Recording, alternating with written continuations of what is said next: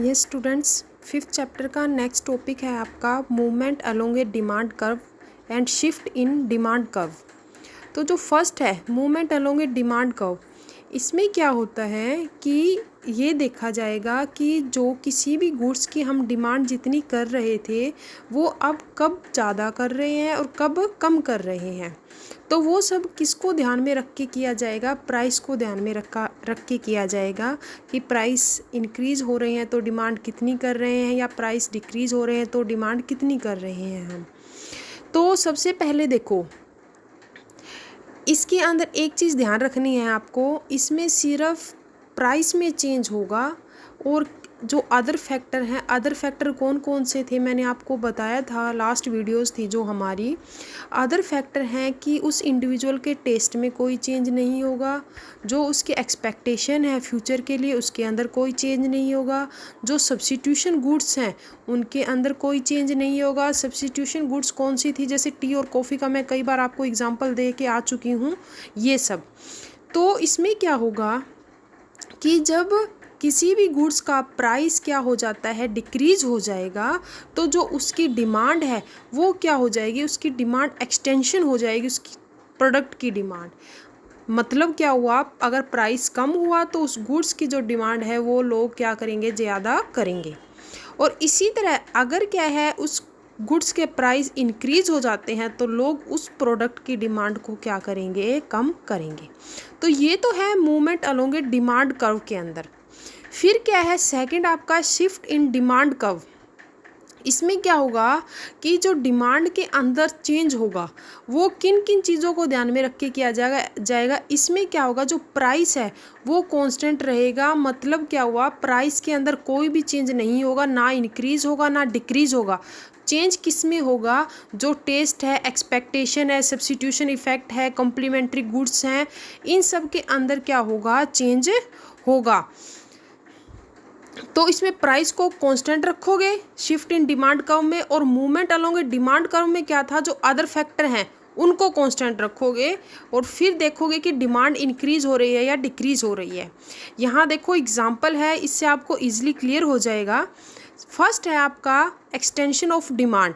यहाँ टेबल देखो, जो प्राइस है गुड्स का 5 था तो उस टाइम वो गुड्स कितनी ली जा रही थी, उसकी जो क्वांटिटी है वो कितनी ली जा रही थी, 1। और उसी गुड्स के प्राइस डिक्रीज़ हो जाता है, 1 हो जाता है, तो उसकी अब डिमांड कितनी की जाएगी, उसकी क्वांटिटी कितनी ली जाए, कितनी क्वांटिटी डिमांड करेंगे, 5 करेंगे। ठीक है, जैसे अगर कोई पेन था 5 रुपये का था तो आप कितने परचेज कर रहे थे, एक पेन परचेज कर रहे थे।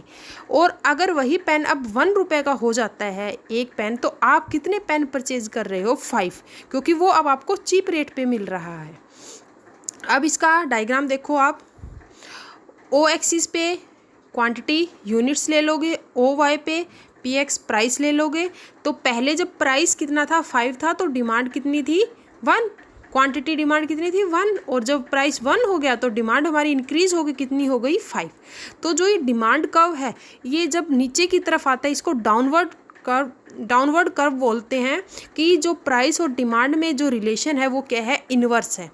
फिर क्या है कॉन्ट्रैक्शन ऑफ डिमांड। इसमें क्या होगा कि प्राइस इंक्रीज होने से उस प्रोडक्ट की जो जितनी भी क्वांटिटी की डिमांड कर रहे थे वो कितनी कर देंगे, कम कर देंगे। जैसे प्राइस पहले कितना था, 1 था, तो जैसे 1 रुपये का कोई पेन मिल रहा था तो कितने परचेज कर रहे थे हम, 5। और अगर वही पेन, अब एक पेन हमें 5 रुपये का मिल रहा है तो वही पेन कितने परचेज करेंगे हम, 1। तो डिमांड है वो क्या होगी, क्वांटिटी डिमांड क्या हो गई, यहाँ पे डिक्रीज हो गई है। तो यहाँ पे same diagram as it is जैसे ऊपर बनाया है वही लोगे, कि क्या हुआ, ओ एक्सिस पे क्वांटिटी, ओ वाई पे प्राइस। जब किसी भी चीज़ के जो प्राइस 1 थे तो डिमांड कर रहे थे 5, और फिर प्राइस इंक्रीज होके 5 हो गए तो डिमांड कम होके कितनी हो गई, 1 हो गई। उसके बाद देखो शिफ्ट इन डिमांड का फॉरवर्ड एंड बैकवर्ड। फॉरवर्ड का मतलब आगे की तरफ जाना और बैकवर्ड मतलब पीछे की तरफ जाना। तो फॉरवर्ड कब होगा, फॉरवर्ड ये देखो, इसमें देखो आप कि प्राइस क्या है आपके, मैंने अभी बताया था कांस्टेंट है, प्राइस में कोई भी चेंज नहीं हो रहा है। बट अगर इमेजिन करो कि आपके टेस्ट में चेंज हो गया या फ्यूचर में जो आपने सोचा था कि इस चीज़ के प्राइस इंक्रीज़ हो जाएंगे, तो इसकी डिमांड हम अभी से उस चीज़ को अभी से स्टोर करके अपने पास रख लें। जैसे गोल्ड का एग्जांपल दिया था मैंने आपको, तो देखो यहाँ पे क्या हुआ, प्राइस क्या है 10 है, कोई चेंज नहीं है प्राइस के अंदर, बट जो डिमांड है वो क्या है, चेंज हो रही है।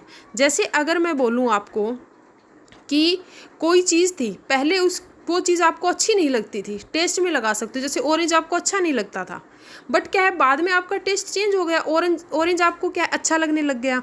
तो आपने क्या किया, उसकी जो डिमांड है उसको क्या कर दिया, आपने इंक्रीज़ कर दिया।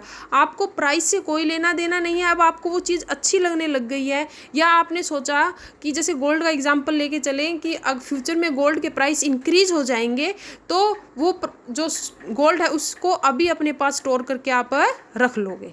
तो ये कब होगा, जब फॉरवर्ड कब होगा कि जब आपके जो टेस्ट में है वो चेंज हो जाता है, मतलब पॉजिटिवली चेंज होता है, तो यहाँ कहाँ आप आगे की तरफ चले जाओगे, फॉरवर्ड की तरफ। फिर क्या है, यहाँ पे नीचे इन्होंने दे भी रखा है कि किस किस कारण से क्या है जो डिमांड है इसमें इंक्रीज़ होगी। फर्स्ट क्या है कि कंज्यूमर की इनकम इंक्रीज़ हो जाती है, कि इनकम इंक्रीज़ होगी तो क्या होगा कि कोई भी गुड्स के जो प्राइस है उसको इसको इतना ध्यान में हम नहीं रखेंगे, तो बट उसकी जो डिमांड, उस प्रोडक्ट की डिमांड को क्या कर देंगे, ज़्यादा कर देंगे। फिर क्या है, when price of substitute goods increase, मतलब क्या हुआ, अगर कॉफ़ी के प्राइस इंक्रीज़ हो गए तो आप किसकी डिमांड ज़्यादा कर दोगे, टी की डिमांड को ज़्यादा कर दोगे। फिर क्या है, when price of complementary goods falls, जब क्या होता है जो कॉम्प्लीमेंट्री गुड्स होती हैं उनके प्राइस क्या हो जाते हैं, डिक्रीज़ हो जाते हैं। कैसे कि अगर लगाओ कि कार के प्राइस डिक्रीज़ हो जाते हैं, तो जो पेट्रोल की कार तो लोग ज़्यादा परचेज करेंगे ही करेंगे, बट जो पेट्रोल की डिमांड है वो ऑटोमेटिकली क्या हो जाएगी, इंक्रीज़ हो जाएगी, क्योंकि ये दोनों क्या है, कॉम्प्लीमेंट्री है, एक के बिना दूसरे का काम नहीं चल सकता है। फिर क्या है, टेस्ट वगैरह में क्या हो जाता है, चेंज हो जाता है। When availability of commodity is expected to reduce in the near future, अगर किसी इंडिविजुअल को लगे कि फ्यूचर में ये चीज़ मुझे मिलनी मुश्किल है, तो वो अभी से क्या करेगा, उसकी डिमांड को इंक्रीज़ कर देगा। और अगर मैं कहूँ डिक्रीज़ होना डिमांड में, तो डिक्रीज़ में सेम ऐसे इसके बिल्कुल अपोजिट आ जाएगा। डायग्राम आपका सेम ऐसा बनेगा, बट जो एरो का साइन है वो अंदर की तरफ जाएगा, मतलब पीछे की तरफ आप क्या है, डिक्रीज हो रही है डिमांड आपकी। देखो पहले 10 प्राइस था तो डिमांड थी 30, फिर 10 प्राइस था, प्राइस में कोई चेंज नहीं है तो डिमांड है 20। तो क्या किया, जो कंज्यूमर की इनकम क्या होगी, डिक्रीज होगी, तो वो डिमांड को क्या कर देगा, कम कर देगा। अगर जो सब्स्टिट्यूशन गुड्स है उसके प्राइस क्या हो जाते हैं, डिक्रीज़ हो जाते हैं। जैसे मैंने टी और कॉफ़ी का अभी लिया है, आपको बताया अभी, सेम एज इट इज़, उसमें इंक्रीज़ था, इसमें क्या हो गया, डिक्रीज़। तो उसमें जो इंक्रीज़ में सब कुछ इंक्रीज़ हो रहा था, डिक्रीज़ में जो बैकवर्ड है उसमें सब कुछ क्या हो जाएगा, डिक्रीज़ हो जाएगा, उसका बिल्कुल क्या है, अपोजिट है। अगर जो कॉम्प्लीमेंट्री गुड्स हैं उसके प्राइस क्या हो जाते हैं, इंक्रीज़ हो जाते हैं। जैसे अगर कार के प्राइस इंक्रीज़ हो जाएंगे तो जो पेट्रोल की डिमांड है वो ऑटोमेटिकली क्या हो जाएगी, कम हो जाएगी, क्योंकि पेट्रोल का यूज़ तो कार के थ्रू ही है। तो ये सब क्या है आपका, ये आप देख लेना, बिल्कुल ईजी टॉपिक है। और फिर भी अगर किसी टाइप की प्रॉब्लम हो तो प्लीज़ टेल मी।